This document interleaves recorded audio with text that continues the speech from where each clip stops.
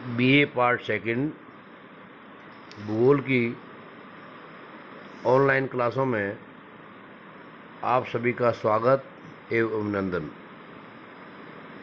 BA part second में द्वितीय paper के रूप में राजस्थान का भूगोल पढ़ाया जाता है, जिसमें सेकंड यूनिट में एक अध्याय मरु विकास कार्यक्रम है, जिसकी आज हम चर्चा करेंगे। डेजर्ट डेवलपमेंट प्रोग्राम की कि इसकी क्यों आवश्यकता पड़ी और इसकी वर्तमान में क्या स्थिति है इस प्रोग्राम की, इसकी हम चर्चा करेंगे। मरु विकास कार्यक्रम सन 1977-78 में राष्ट्रीय कृषि आयोग की सिफारिश पर आरंभ किया गया था। प्रारंभ में इसमें केंद्र और राज्य सरकार का 50% हिस्सा था, अर्थात व्यय करने का जो खर्च करने का जो हिस्सा था वो 50% था। लेकिन 1985-86 से इसका संपूर्ण व्यय केंद्र सरकार तथा भारत सरकार वहन करने लगी। यह कार्यक्रम पश्चिमी राजस्थान के मरु क्षेत्र के मरुस्थल के प्रसार को रोकने तथा मरु क्षेत्र के विकास को गति देने के उद्देश्य से केंद्र सरकार की 100% सहायता से मरुस्थलीय जिलों में 1977-78 से आरंभ किया गया था। अब यह राज्य के 16 जिलों के 85 खंडों में संचालित किया जा रहा है। ये जिले अजमेर, जयपुर, सिरोही, राजसमंद, उदयपुर, बीकानेर, बाड़मेर, जोधपुर, जालोर, नागौर, चूरू, पाली, गंगानगर, जैसलमेर, सीकर तथा झुंझुनू जिले हैं। सन 1995-96 से मरु विकास कार्यक्रम भी जल ग्रहण क्षेत्र अर्थात क्लस्टर इंडेक्स कैचमेंट के आधार पर संचालित किया जाने लगा। इसमें 500 हेक्टर के एक माह को जल ग्रहण परियोजना पर प्रति हेक्टर 5,000 रुपये का व्यय किया जाने लगा। 4 वर्ष की अवधि में इस कार्य को पूर्ण कर लिया जाता है। मरु विकास कार्यक्रम के क्या उद्देश्य हैं, इसकी अब हम चर्चा करेंगे। राज्य में मरुस्थल के विस्तार को रोकना, मरु क्षेत्र के आर्थिक विकास का मार्ग प्रशस्त करना इस कार्यक्रम का प्रमुख उद्देश्य था। इस कार्यक्रम में बहुत सारे कार्य किए जाते हैं। कई चीज़ों को इसमें प्रमुखता से लिया गया है, जिसमें सूखे की गंभीरता को किया जा सके, क्षेत्र की जीवन की गुणवत्ता को रोजगार के अवसरों में वृद्धि कर सुधार कर सके तथा मरु क्षेत्र के लोगों के जीवन की अन्य दिशाओं को उन्नत कर सके। ऐसे कार्यक्रम इसमें सम्मिलित किए गए। उनमें नंबर 1 है कृषि, वानिकी एवं चारागाह का विकास। मरुस्थलीय क्षेत्र में भेड़ों की नस्ल सुधार, रखरखाव और चारागाह विकास का कार्य किया जाएगा। इस हेतु 138 विकास केंद्रों का संचालन किया जा रहा है। नंबर 2 पशुपालन, भेड़ पालन और डेयरी विकास। इस कार्यक्रम में 130 पशु स्वास्थ्य केंद्रों की स्थापना की गई, 50 दुग्ध अवशीतन केंद्रों की स्थापना की गई और 421 स्थानों पर पशुओं के पेयजल की व्यवस्था की गई। 466 नई सरकारी दुग्ध उत्पादन सहकारी समितियों का निर्माण किया गया तथा 2100 से अधिक दुग्ध उत्पादन सहकारी समितियां प्रतिदिन 3 से 4 लाख लीटर दूध एकत्रित करती है। नंबर 3 पशुओं के लिए पेयजल की आपूर्ति तथा जल संरक्षण। इस कार्यक्रम के तहत मरु जिलों के लगभग 15 लाख हेक्टेयर क्षेत्र में प्रारंभिक सर्वेक्षण तथा 18 लाख हेक्टेयर में विस्तृत सर्वेक्षण किया गया। 750 कुओं का निर्माण तथा 500 सर्विसित कुओं की खुदाई कराई गई तथा पशुओं के लिए पेयजल की आपूर्ति संभव हो सके एवं जल संरक्षण भी हो सके, ऐसे प्रयास इस कार्यक्रम के माध्यम से किए जा रहे हैं। चौथे नंबर पर लघु सिंचाई एवं सिंचाई सुविधाओं का विकास।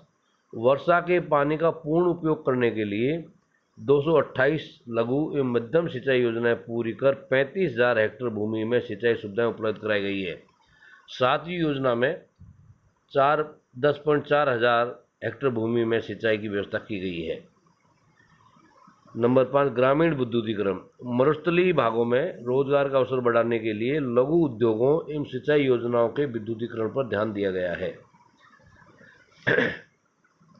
छठा, राष्ट्रीय मरु उद्यान की स्थापना। इस कार्यक्रम के तहत जैसलमेर एवं बाड़मेर जिले के लगभग 3000 वर्ग किलोमीटर क्षेत्र में मरुस्थल की प्राकृतिक वनस्पति व अन्य जीवों गोडावन, चिंकारा, काला हिरण, सांप, बिच्छू, मरुस्थलीय बिल्ली आदि का संरक्षण करने हेतु 300 करोड़ की लागत से राष्ट्रीय मरु उद्यान बनाया गया। सातवां, वन विकास। मरु विकास कार्यक्रम के अंतर्गत 75,000 हेक्टेयर भूमि में विभिन्न प्रकार के वृक्ष लगाए गए तथा लगभग 65,000 हेक्टेयर भूमि पर वन विकास कार्यक्रम चलाया गया। विभिन्न योजनाओं में 7वीं पंचवर्षीय योजना, 8वीं पंचवर्षीय योजना और 9वीं पंचवर्षीय योजना में इसमें केंद्र सरकार द्वारा काफ़ी राशि व्यय की गई। इस योजना में वृक्षारोपण, जल संरक्षण, सिंचाई के साधनों में वृद्धि, चारागाह विकास एवं विद्युतीकरण के कार्यक्रमों को विशेष महत्व दिया गया। 1 अप्रैल 1999 से मरु विकास कार्यक्रम की नई परियोजना पर केंद्र तथा राज्य सरकार का क्रमशः 75 तथा 25% के अनुपात में व्यय का अनुदान की व्यवस्था की गई। 31 मार्च 2000 से केंद्र तथा राज्य सरकार का व्यय 75 और 25 के अनुपात में हो गया। केंद्र सरकार ने 4 वर्ष के लिए एक विशिष्ट परियोजना मरुस्थलीकरण से द्वंद्व स्वीकृत की है, जिस पर 97.5 करोड़ रुपए का व्यय किया जाएगा। इस मरु विकास कार्यक्रम को गति प्रभावित बनाने के लिए इजराइल से भी तकनीकी सहयोग लेने का प्रयास किया जा रहा है, ताकि वहाँ के नेगेव मरुस्थल को हरा भरा एवं अर्थोपयोगी बनाए जाने के उदाहरणों का उपयोग कर यहाँ भी नवजीवन एवं नव स्फूर्ति पैदा की जा सके। लूनी जल ग्रहण क्षेत्र के विकास के लिए एक अन्य योजना भी तैयार की गई है। निष्कर्ष के रूप में हम ये कह सकते हैं कि मरुस्थल विकास कार्यक्रम के माध्यम से जो पश्चिमी 16 जिले हैं उनमें प्राथमिकता के हिसाब से किस क्षेत्र में विकास करके वहाँ के निवासियों को लाभान्वित किया जा सकता है, ऐसी योजना को इसमें प्राथमिकता दी गई और उनको जो है लागू किया गया। मरु विकास कार्यक्रम के निष्कर्ष के रूप में हम ये कह सकते हैं कि यह कार्यक्रम मरु क्षेत्र के चहुमुखी विकास एवं कायाकल्प का कार्यक्रम है।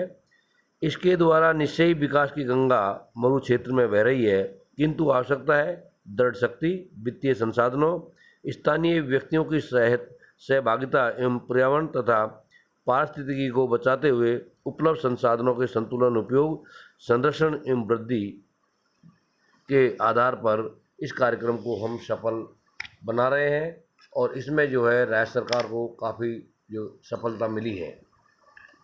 तो मरुस्थल विकास कार्यक्रम का जो मुख्य उद्देश्य था, पश्चिमी राजस्थान जो कि राज्य का पिछड़ा हुआ भाग था, उसमें विभिन्न योजनाओं के माध्यम से उस क्षेत्र में गति प्रदान करना, वहाँ के लोगों में विकास की गंगा बहाना आदि जो है उद्देश्यों में सरकार को काफ़ी सफलता मिली है। वर्तमान समय कोरोना महामारी का चल रहा है, ऐसी स्थिति में महाविद्यालय स्तर पर पढ़ाई नहीं हो पा रही है, अतः महाविद्यालय स्तर पर ऑनलाइन क्लासें और ऑनलाइन क्लास चलाई जा रही है और पीडीएम के माध्यम से नोट्स उपलब्ध कराए जा रहे हैं।